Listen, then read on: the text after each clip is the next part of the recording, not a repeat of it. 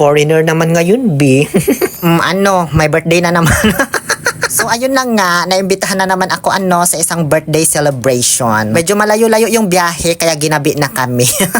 Dito sa may Dagupan pa kasi gaganapin. Hindi ako masyadong gala dito sa Dagupan. Baka kasi Dagupan nila ako dito. Kaya alam nyo, na-impress talaga ako dito. Lalo na nung binabaybay namin itong tulay sa may Divinesia Road. Para ka lang nasa Thailand, sa may Chao Phraya River.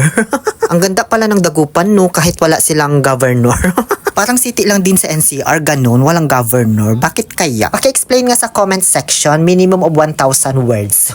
Pagkatapos ng almost 1 hour na biyahe, 40 minutes lang dapat, kaso mali yung nadaanan namin. Nakarating na kami dito sa may Silverio Estalong Safe Food Restaurant. But may pakarwasyan din dito.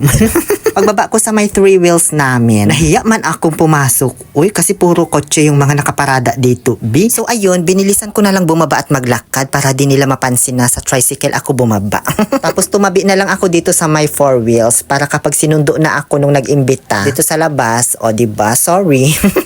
Foreigner kasi yung birthday celebrant. Uy, kaya nahiya talaga ako, man. O siya, magposing ka na dyan, Sam, at pictureang kita. Bali si Paloma Vlog pala ulit ang nag-imbita sa amin. Hindi nyo lang siya makikilala ngayon kasi hindi siya in character.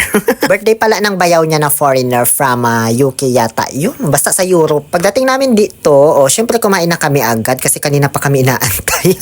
Tapos na silang kumain nung dumating kami. Sa kamamadali ko, ayan, hindi ko tuloy na i-0.5 yung camera ko. Kulang tuloy yung kita man. Ayan pala lahat ng mga visitors. At nagre-ready na kami para kantahan yung birthday celebrant. Hanggang sa ayan, nagsimula ng kumanta yung banda ng happy birthday. O syempre may tip yan, kaya ka nga kakantahan, di ba? Happy birthday to you.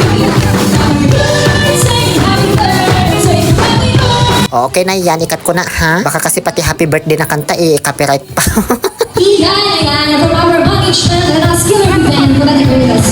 Happy birthday and I wish you all the best. Hope you enjoy your celebration. O diba, yun lang naman ang eksena dito. Marami pa naman akong gustong sabihin kaso baka ma-okray ko man yung foreigner. Thank you so much po for inviting and happy birthday. Nakipag-shake hands lang naman ako sa kanya. Di ko na masyadong kinausap yung birthday celebrant kasi di ko maintindihan yung accent. Yung English accent ko pa naman pang Middle East. Baka masagot ko pa siya ng ana jadid, ana mafi malum. Ngayon naman ay kakanta yung anak ng birthday celebrant, si Ian. Kakantahan niya yung papa niya ng kantang Blow yung title. Alam niyo ba yung kantang Blow? Eto, pakinggan nyo na lang. Si yung kay kumanta yan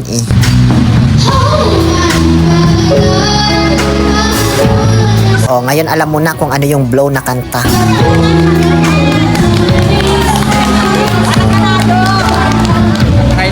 Okay na yun, baka makaperite. Kain na muna ako ng cake pang himagas bago ako maglibot-libot dito sa Silverio kasi maganda daw tanawin dito. Kaso, madilim na pala, B.